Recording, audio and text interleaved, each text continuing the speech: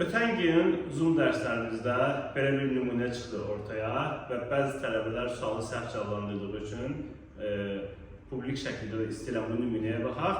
Diqqətli olmaq baxımından belə cümlələri işləməyə gərək var.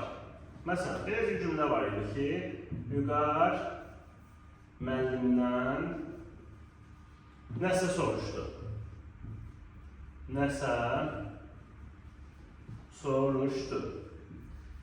Yəni, bu cümlə aydın məsələdir ki, iki cür düşünürlər. Ola bilər kimsə Vüqar müəllimdən soruşur, ola bilər Vüqar adlı bir insan müəllimdən soruşur nəsə.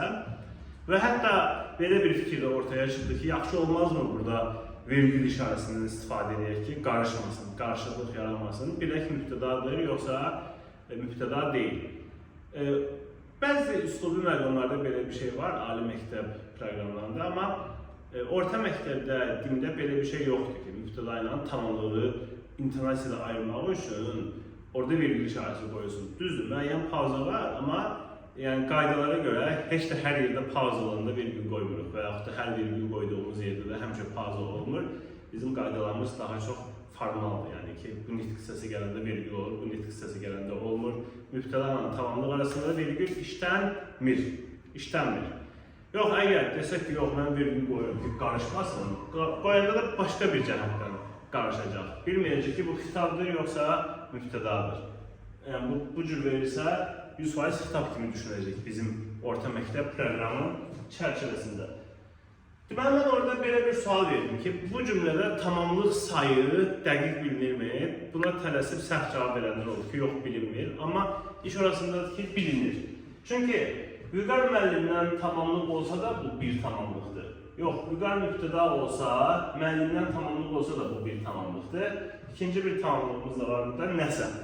Yeri gəlmişkən nəsə sözü də tamamlıqdır, mübtəda deyil. Çünki bəzən bu cür əvəzliklər olanda nəsə, kimsə, şagirdlər və yaxud da tələbələr bunu çevirmək istəyirlər, müəyyən yerlik alaq, nəsəni, kimsəni, görürlər ki, alınmır, deyirlər, olsun mübtəda. Amma iş arasında ki, bu mübtədası bu nədir bəs? Və yaxud da Vüqar müəllimdən tamamlıqsa biz bilirik ki, burada bir dənə potensial mübtəda var. Deməli, burada nəsə sözü təsirli halda işlənərkən belə bir qayda var ki, nəsəni bu formada yox, nəyisə bu formada işlənir. Bu sərdən qabağa keçir o təsirli hal şəkilçisi. Deməli, burada biz tamamlıq sayını dəqiq deyə bilirik. 2 dənə. Bəs nəyi dəqiq deyə bilmirik? Mübtəda olub-olmamasını dəqiq deyə bilmirik. Tamamlıqlardan birinin ifadə vasitəsini dəqiq deyə bilmirik. Sonra mürəkkəb ad və yaxud da söz birləşməsi olub-olmamasını dəqiq deyə bilmirik. Baxın, bunları dəqiq deyə bilmirik, amma məsələn, tamamlıq sayını dəqiq deyə bilirik. Ona görə də bizdən soruşanda ki, filan şey dəqiq söylənilə bilərmi? Elə cümlə iki cür düşünülə bilirsə, o saat deməyin ki, filan şey dəqiq söyləmək olmur, çünki iki mənada düşünülür. İki mənada düşünülür. Bəs nəyi iki cür düşünmək olar? Ona da fikir vermək lazımdır. Deməli, burada tamamlıq sayı dəqiq bilinmir. Sizin də ağlınızda belə maraqlı cümlələr varsa, hansı ki, iki cür düşünülür mənası. Amma içində hansısa bir cümlə özünü iki cür düşünmək olmur. Kommentə yazıb yaza bilərsiniz, müzakirə apara bilərik.